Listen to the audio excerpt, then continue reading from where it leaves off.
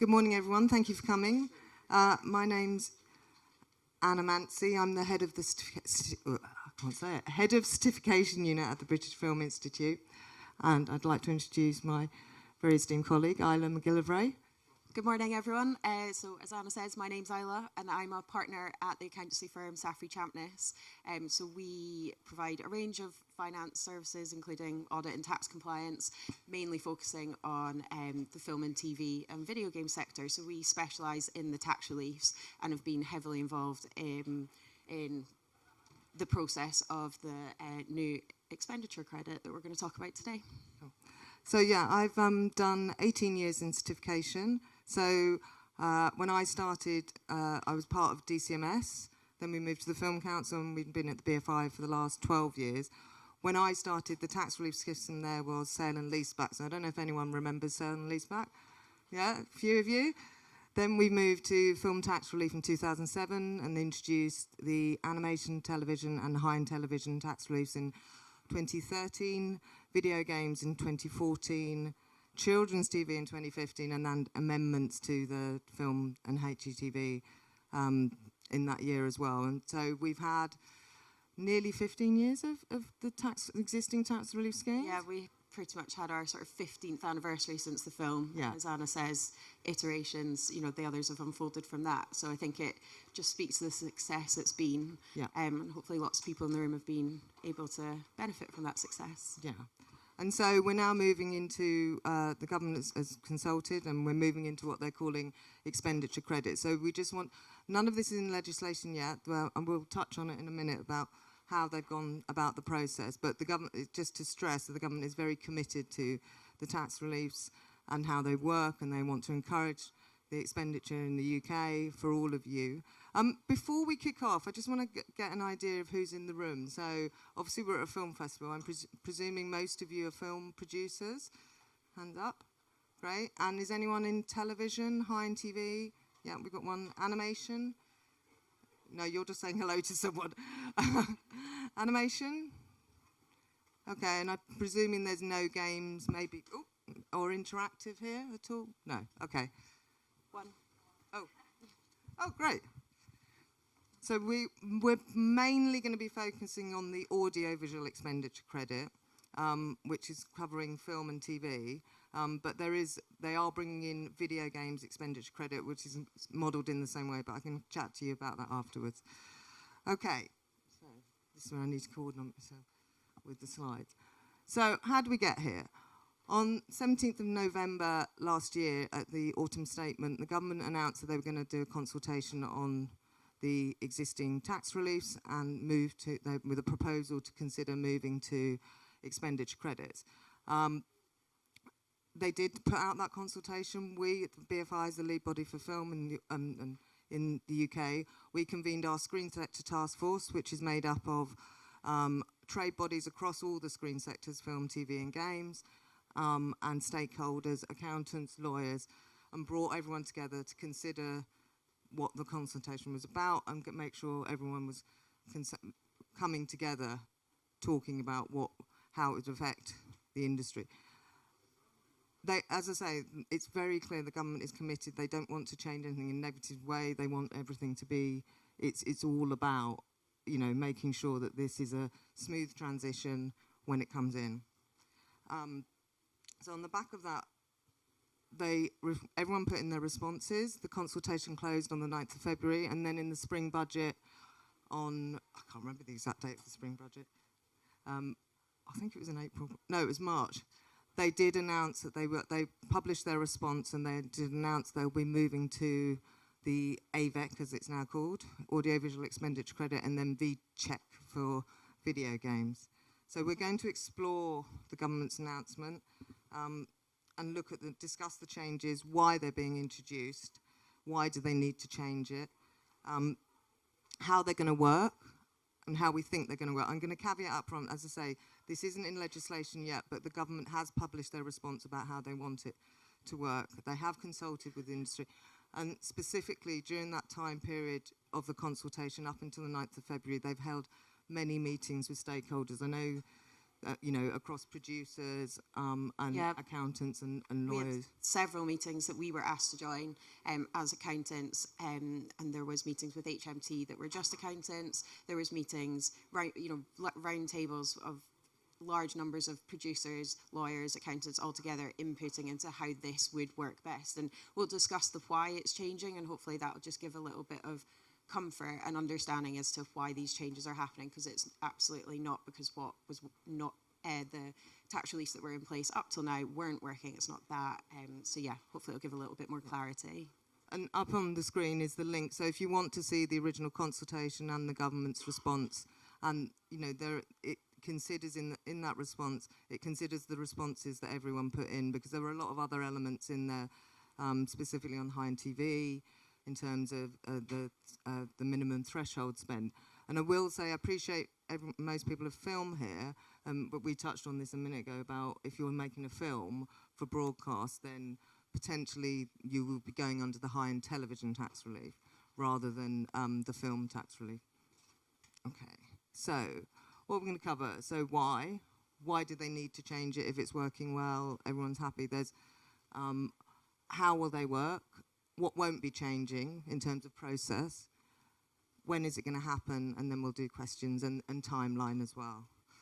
Okay. So I'm just going to touch on, I'm presuming most of you how the tax reliefs work at the moment, but we're just going to touch on what existing reliefs, sorry, I can hear people talking out the back, what we actually offer now. So we have 5 screen sector tax reliefs for film, high-end television, animation television, children's television and video games.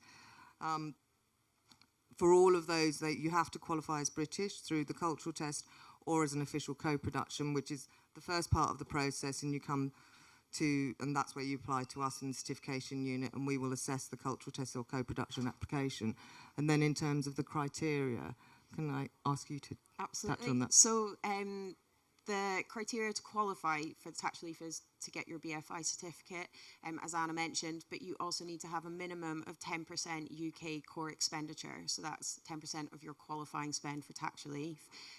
You have to have a UK incorporated company, so within the UK tax regime, and your UK company has to be responsible for all elements of production. So that's from pre-production right through to delivery, and it has to be the entity that is actively responsible for engaging the goods and services of the production.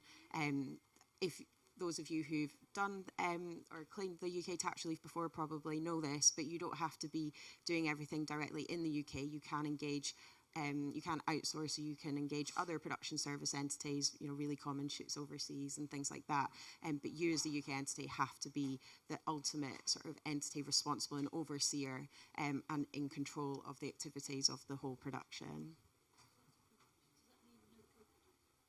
So that's just for the UK tax relief. So the co-production, there's different criteria.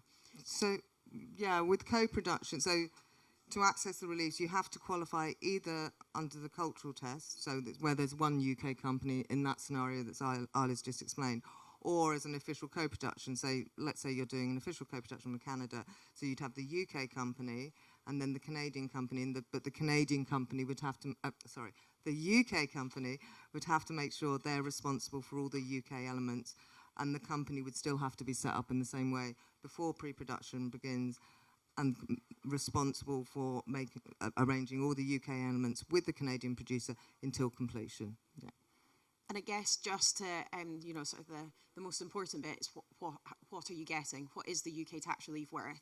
So under the current system, you get 25% UK tax relief up to 80% of your UK qualifying expenditure. So that means if you have a production that is under 80% UK spend, you're going to have 25% tax relief on all of your UK qualifying costs. If you're over 80%, you've reached the cap, so you'll get 20% of your total core expenditure. So you probably see a mix of those two headline tax relief rates banded about, but it's 25% tax relief that we get for the tax relief that Anna mentioned, so your film, TV and video games here in the UK. Again, video games works differently, so if anyone's more interested in those, please do give me a shout. But that's your UK and TV film. Yeah, I mean, the principles of games are sort of very similar in terms of the company, the rates, etc. But yeah, and especially going into these new credits, what we have now is the film and the three television tax reliefs are all separate in legislation. But the plan is that under AVEC, I like saying AVEC, they're all going to be put in together as one legislation. And then VGEC for video games will be separate as well. Okay, so moving on to the why. So if it ain't broke, why fix it? So the reason why, this is all to do with world tax rules. So the government does recognise the need to provide certainty about the future of the regime to the industry. And since the introduction of film tax relief in 2007 and subsequently the other tax relief for the television, high-end TV, animation TV, children's TV and video games, they've been introduced in a sort of piecemeal way. As I said at the beginning, it was 2007, 2013, 14, 15, so they've been trickling along over the last 10 years. So what they want to do is introduce expenditure credits will ensure the reliefs continue to work as intended following the implementation of the OECD Pillar 2 rules in the UK and elsewhere, so that's across the world as well. Reforms to the audiovisual tax reliefs will ensure that the tax system continues to drive growth in our world-breaking creative industries and delivers on our commitment to building an enterprise economy. The changes will also bring in greater clarity to businesses about eligible productions. Now, I'm going to hand over to Isla's going to get a lovely slide in a moment. The rate changes, so the rate will be changing. When the government published their response initially, the rate change was put out as 34%, and immediately everyone's like, great, we're getting 9% more. That isn't the case. They made it very clear in the consultation that the rate would be equivalent, and so I can understand why everyone's got a bit confused and everyone thinks that that's a 9% increase, but it's because of the way the mechanism and the way it'll be given out. So this is where I'm going to hand over to Isla to demonstrate how. So yeah, so as Anna mentioned, the new headline rate, where I was emphasising 25% before, the new headline rate is 34%. But unfortunately, we're now not getting 34% cash back in our bank accounts.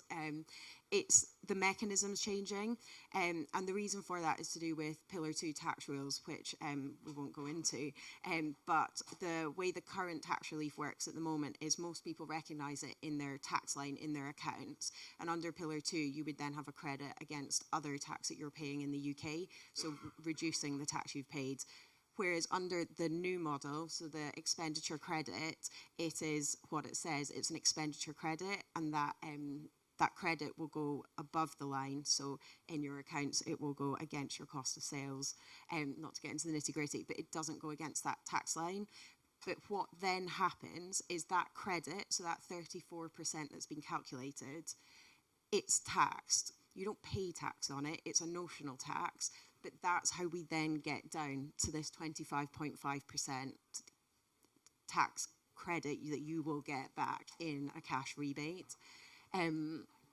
Again, I've just mentioned up there, we'll go on to another slide that goes into that in a bit more detail, but the expenditure credit qualifying criteria will work in the exact same way that the current tax relief works. So costs that were qualifying spend before will remain qualifying spend. We still have the used or consumed basis for what is qualifying spend, which is really important. It's a really, it's worked spectacularly. It's a very useful way of encouraging production here in the UK that a lot of foreign incentives, they don't have that used or consumed principle, and I think it's a really good thing that we're keeping that. I don't think there was ever a question they wouldn't. So yeah, sorry, unless there's anything else you want to say. Is anyone familiar with the R&D tax credits system that we have in the UK? Because it's very simple. Yeah, so we've got one. You're the one that was doing interactive and games. That's why you're familiar with it. So I don't know if you want to just give a little detail. Exactly. So it's not something that's just been made up or created. The AVIC, so our audiovisual expenditure credit, is modelled off the RDEC, so the Research and Development Expenditure Credit. So it's going to be, which is how, even without tax legislation, we have quite a good understanding or expectation of how we expect it to work. So the draft legislation will be issued in the summer. Following on in October, we're expecting the final legislation to be issued, and we'll come on to timelines in a bit more detail later. But we do have a reasonably sort of good understanding of how we expect it to work based on the RDEC model that exists at the moment. And again, in the consultation and in the response to the consultation, HMRT were very clear that it was going to be modelled off the RDEC. Do you want your next slide?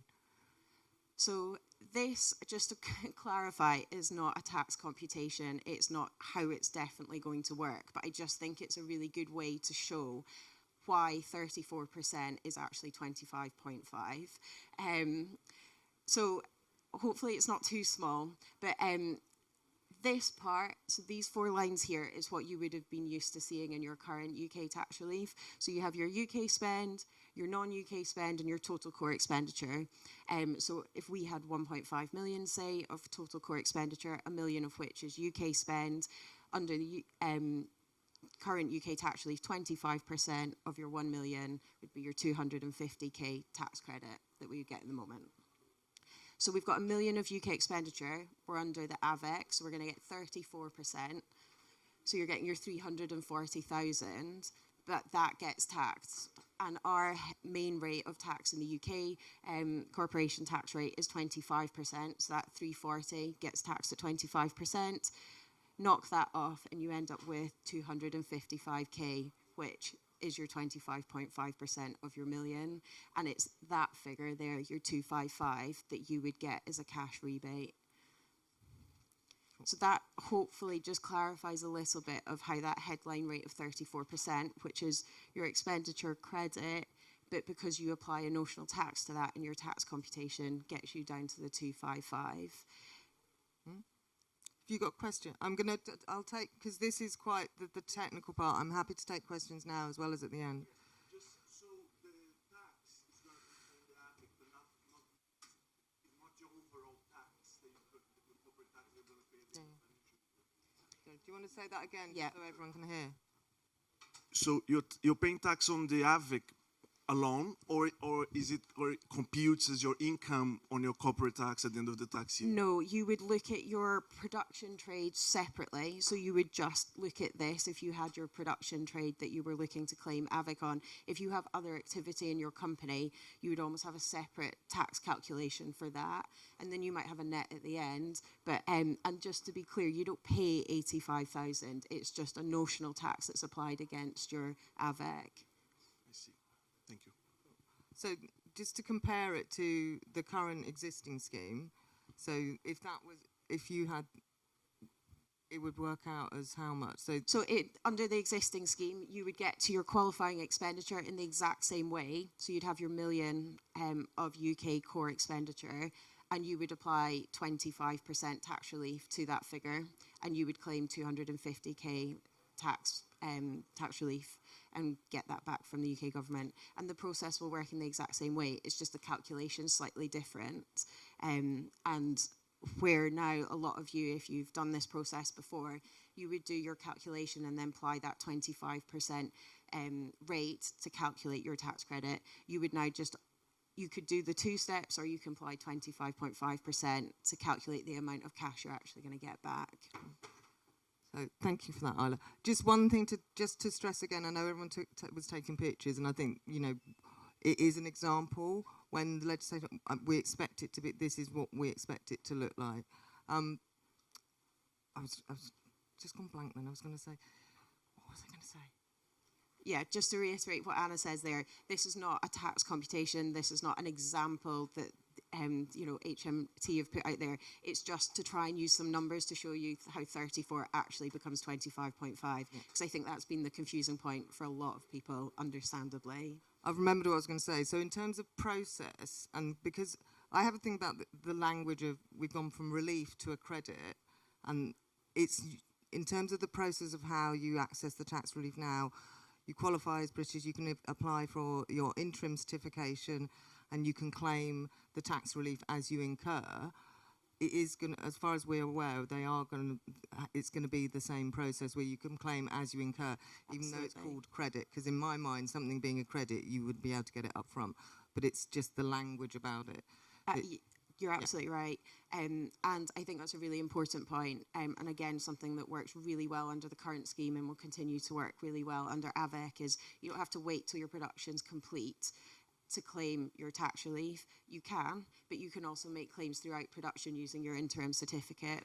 And for anyone who hasn't done the process before, the way you claim your UK production tax relief or your tax credit is through your corporation tax return. So you would have a set of financial statements for your company, so your company accounts, have an audit if you require one, and then you have your tax return, and that all gets submitted to HMRC, and then they repay it through bank transfer. It's really quite that simple. Cool. And I think that's really important to say. It's like it's only the giving out of the money part of it that's changing. So in terms of all the elements of the cultural test and applying, those parts are the same. Because the headline rate's changing, that's the bit everyone needs to understand. But it's almost just your tax computation calculation is changing, which, if the rate was just being bumped up to 25.5%, it would probably be easier for everyone to get their head around. But so it's just, as I say, it's this tax calculation that probably a lot of you wouldn't see. Can you just wait for the mic so everyone can hear? Thank you. What happens to the AVEC amount when they increase corporation tax? So if the corporation tax increases from 25%, so your notional tax will increase as well, what happens to the AVEC? So the AVEC, as far as they've put out at the moment, again, we don't have legislation, we don't have draft legislation yet. The 34% would stay. It's the notional tax part that might change. So that 25% is your main rate of tax. So that could change. So for anyone who doesn't know, it was 19% previously. It's only recently changed to 25%. That has been flagged to HMT, DCMS. So it is something that producers, accountants and lawyers have flagged to them. And I think we'll see in the summer exactly what they say about it. It's a really good point. And I think they would like to give all the answers, but there's a reason why they need time to come up with the draft legislation. The reason they've given us 34% now is, as we'll come on to, there's timelines for all these things, and they're not that far off for those who do want to adopt it as soon as possible. And people needed to know what the 34% rate would be to give some sort of comfort that we would all end up in the same or a better position, and that no one would end up with less cash in their bank as a result of these changes, which, as Anna said at the outset, was absolutely not the intention and what they wanted to, give comfort on as soon as possible.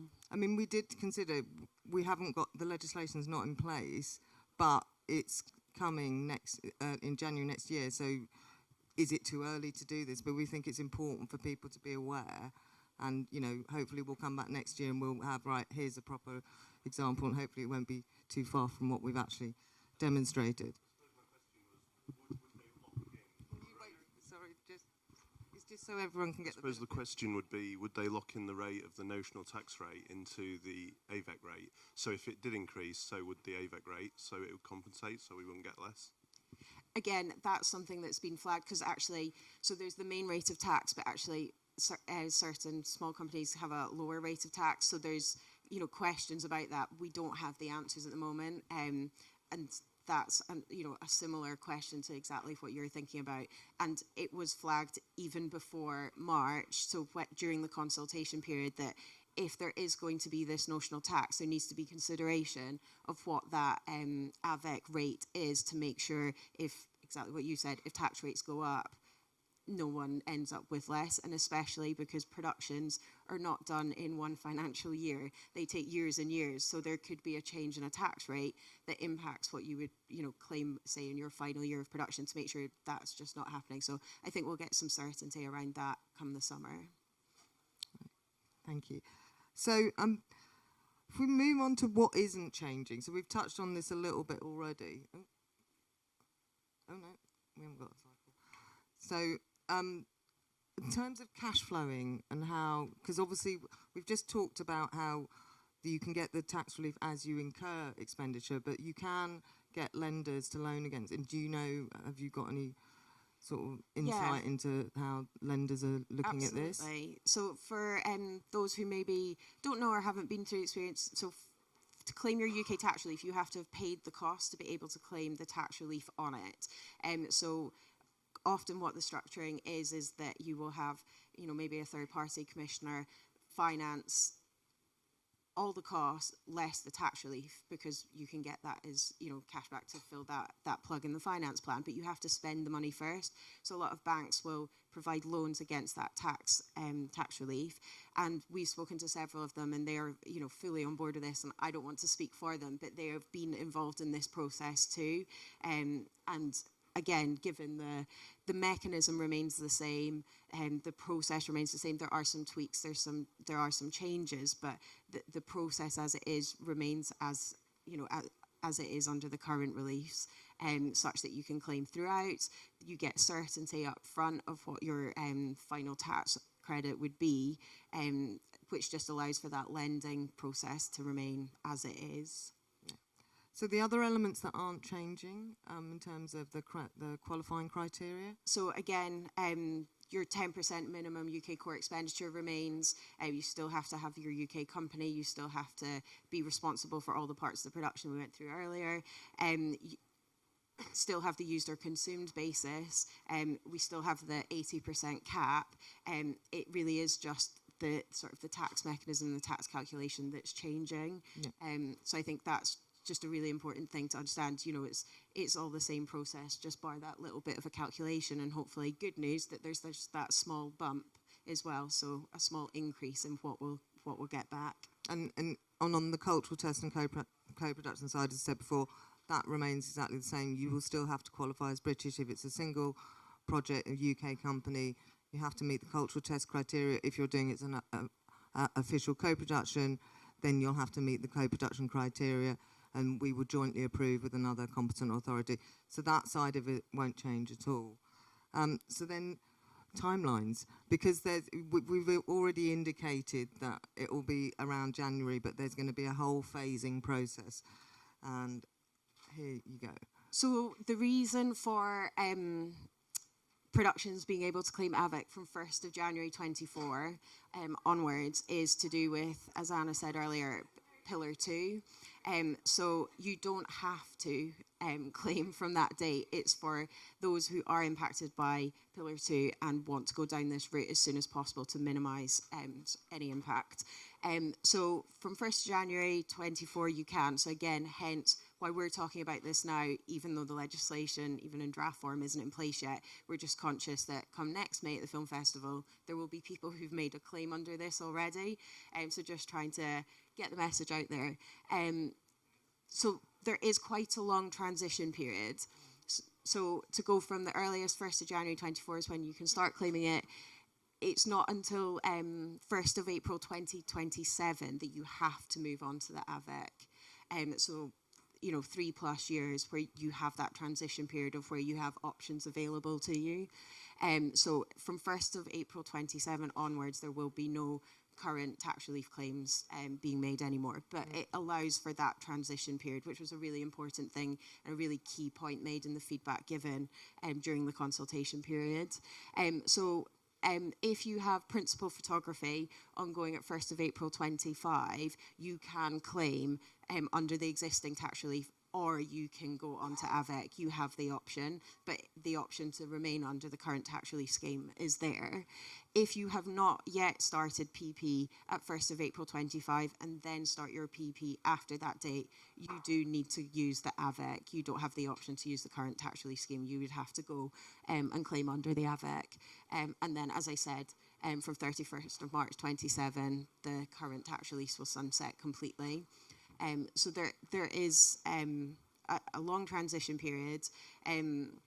For those who have made UK tax relief claims, I'm sure you're aware that those can be sort of quite long ongoing cost production periods are not short. So it's hopefully to give the ability to, if you've started on the current tax relief scheme, finish on it, just to keep things as simple as possible. I have a question. You may not know this, but there are a number of things I've been thinking of that I've been asked from different sectors, and we're compiling FAQs. If you start principal, if you don't think you're going to complete production until after 2027, and you've gone under the old tax relief, so can you carry on, or do you have to go under AVEC if you? So, because again, things change all the time. So you could have a hiatus, and then you could come back, for example. So there are all sort of eventualities in the mix. They've not, again, been prescriptive of exactly how it would work, but based on this, which was in the response paper, which I appreciate is not a huge amount of detail, there will have to be a mechanism that allows productions that have claimed, whether it's during PP or they've got to a certain point in post even, but they were doing PP back in 24. Come 1st of April to move on to AVEC. Yeah. I'm presuming that generally, though, as we, people that are starting principal photography this year, they're going to be still under the tax relief scheme. You can't mix, so you can't start on tax relief and then, if you complete next year, do a claim switch halfway through and do. No, I think the AVEC. transition period is purposely there so that if you start, you can finish on one. With the exception of the 1st of April 27 hard cut-off, there will have to be mechanisms in place to allow that transition. Yeah. But if you start on one, you can't just switch to the other mid this period. Well, we'll keep putting FAQs up, and they'll be on our website, and we'll keep putting the information out there, because I think there's a lot of things. I'm presuming if you're making a film from next year and you're going to be able to get another 0.5%, you'd probably want to move on to the new scheme. But there may be factors into why you wouldn't want to do that. That's exactly it. I think they're trying to make it as appealing as possible, but if you want to, for whatever your reason might be, there's that ability to stay on the current tax relief scheme for a period of time. Yeah.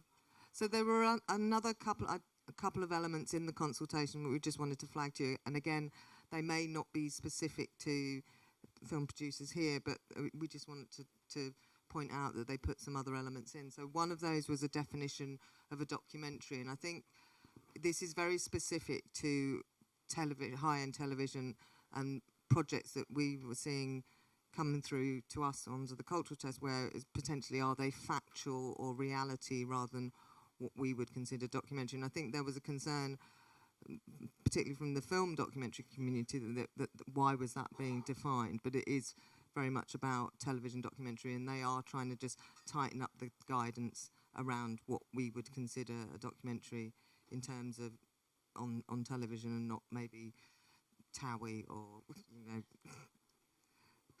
all the Made in Chelsea, all the bad things that I watch. There was another commitment in terms of visual effects and the visual effects sector that they would explore further, and I know that the government is sort of talking to the visual effects sector and carrying on those conversations. And then the other change, again, this is predominantly high-end TV, but they've reduced the minimum slot length from 30 minutes down to 20 minutes per project, per episode, not per project. I'm just trying to think if there's anything else in there. It was quite, apart from the main thing was that they wanted to consult on moving from the tax relief system to the expenditure credit, but there was a sort of shopping list of other little bits that they put in there at the same time. I think it was, if you're looking at all of them anyway, it's an opportunity to make tweaks that help and improve what we've got. It wouldn't be the most efficient thing to have a consultation process, do the AVEC part of it, do the expenditure credit part of it, and then in 18 months, 2 years' time, start revisiting other small tweaks. It's, if we're sitting around these tables, let's discuss all the key points and get it nailed down and everyone happy with them. Yeah. And there was other tweaks, but again, that's on the video game side, because video games had a minimum expenditure of 25%, and that's going down to 10%, so it's in line with all the other reliefs. And they're removing the EA expenditure, which games had as well, But again, it won't be. It'll be a phased out element. I know you're predominantly film, but there is a gentleman who's doing video games, so for your benefit. Oh, I was just about to go to formal Q&A, so. Yeah. Was there any discussion about an increased tax credit for production outside the south of England? I believe there's been some discussion about there being an increased 2 or 3% if you're shooting outside the south. That wasn't in this consultation, Right. but I think obviously we looked at it we did a economic review of independent films, so I do believe that people are looking at that, but the government hasn't specifically consulted on that element of it. Okay, thank There's you. a question up front. I mean, just generally, how do these changes benefit producers? I think that's. I think it's. I'm still trying to understand. Well, potentially you're going to get 0.5% more, so that's a benefit in the first place. I think it's more, again, as you've stressed, it's more. It's a different mechanism that the government wants to make it more straightforward and simpler. It's based on the model that they use for they call it RDEC, don't they? I've never done RDEC. You've got some experience, I think, from the game sector. And visual effects use it as well, don't they? Yeah, they do. But it unfortunately, it's driven a lot by Pillar 2, which is a worldwide tax regime. And the UK is one of the first to adopt it. So there are other countries that will come into the mix but haven't quite stepped up as quickly as the UK. So it's actually to do with sort of the accounting treatment and the tax treatment that's driven this. But to answer your question, it's the bonus 0.5% but ensuring that the key elements that work really well, so things like being able to claim throughout production, having that support by the banks, being able to lend against it, all those, they've ensured all the areas that allow those things to work really well will remain. I mean, it is generally a positive thing. I know it's going to be, we've got used to the system, we know how it works, we've now got to move to another system, but you've got a transition period, and the government is very committed to this, so they don't want anything to upset anything, and they've completely, as I stressed up front, they are completely committed to the tax release, and they see the benefit across the cultural economy.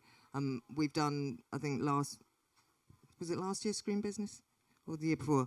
Year before, we did our second Screen Business report, which evaluates all of the tax reliefs for the screen sectors and demonstrates how important they are. And we had, the foreword was from the Chancellor at the time. And so they really are committed to the creative sector tax relief expenditure credits, whatever we want to call them, so that it's certainly not a negative thing. And you get 5% more. There's a question at the back. There's another one there behind you as well, sorry. Hello. I've got two questions. The first one relates to the timing of the application. Do you have to apply before you start production? And if not, how long do you have retrospectively to apply after you start production? In general, do you mean? Yes. So you can apply for interim certification under the cultural test at any time during production. Generally, though, people will do it at the pre-production stage, because if you're getting loans against tax relief, people will want to see it for closing finance. Then you need to apply for final certification once the film's complete. Now, if you're fully financed and you don't need to claim tax relief, or as we go into AVEC, as you make your project, then you can just go straight to final. If you are doing an official co-production, you have to apply for interim before principal photography begins, because we have to jointly approve with another competent authority or authorities if it's a multilateral co-production, and then you do final. So if you haven't applied in advance because you didn't need to, how long do you have to apply afterwards? Oh, after completion? Yes. I think it's about 3 years before you... if you've finished and you haven't done interim. Yeah, it's from a certification point of view, not to speak for Anna's team, but whenever, I guess, but you are actually, if you are claiming tax relief, it's through your tax return, the costs are in your accounts, and you only have so long to file a tax return. So that's probably actually the driver, and you need your certificate to file your tax return with your tax credit claim. It's I'm sure HMRC have said before it's 2 years, but then that can vary on So you have a vary year on when after you your set your accounting period. Yeah, and then you have another year to amend your tax return if you needed to. So that's probably sort of your worst case scenario, that it would be that long. So the answer really is it basically is related to completing your tax returns and having an extra year's grace to amend it. Exactly. But so if you are claiming the tax relief, and again, because it probably covers several periods, but if it doesn't, if you just had one accounting period and you wanted to make your claim, and maybe if you've gone through the process and realised actually there's maybe something more we could have done here, you still have time to do it 2 years after your accounting period ends is the sort of absolute cap out. We've lost the option date. Just one thing to add on that: if you are claiming you've done interim certification, there is an expiry date on our interim cultural test certificates, which is 3 years. But if for some reason, generally it's more in the documentary world where things take a lot longer than expected. If the certificate's expired and you are still in production and you still need to claim, we can reissue the certificate and extend the expiry date. There's no expiry date on a final certificate. But as we've just explained, that will be down to your accounting period, so you make sure, I wouldn't leave it too long, put it that way. So you don't want to miss out on claiming that expenditure. There was a question, gentleman at the back on the table. Thanks very much. This might be a daft question, but I'm a director who's going to shoot on a project in a couple of months, and my producer is an independent producer who's currently sort of busy putting everything together. We've talked about the possibility of me setting up my own independent production company, which I've been meaning to do anyway. Could I apply for any of these tax credits, even though I'm not the main producer on the project, I'm the director? So it's the company that claims the tax relief or AVEC expenditure credit. So it's not an individual thing. So it's the company. So I'd need to form a company with him then. So it's the company that claims the tax relief, and to qualify for the tax relief, you need to qualify as a film production company, which is those elements I mentioned at the beginning, where you as a company are responsible for all the elements of production, so right from pre-production through to delivery, and all the work that any other production service entities or cast, crew, anyone else might be doing on the production. That one UK entity has to be responsible for all those items. So by responsible, there's control, there's input, there's planning, but it does also mean all the costs run through that one entity, whether incurred directly or paying, a production service entity to incur those costs and recharge them back. That one entity has to be responsible for everything. So there's a bit of structuring involved with the UK tax relief, and that would remain under AVEC as well. Grant, thanks ever so much. Thank you. Any other question? Oh, sorry. I just couldn't see you hiding behind that gentleman in front of you. Maybe a slightly boring part of the question, but does it result in much extra work for... I can't quite hear Does it result in much extra work for the accountants in terms of the calculation, or is it just...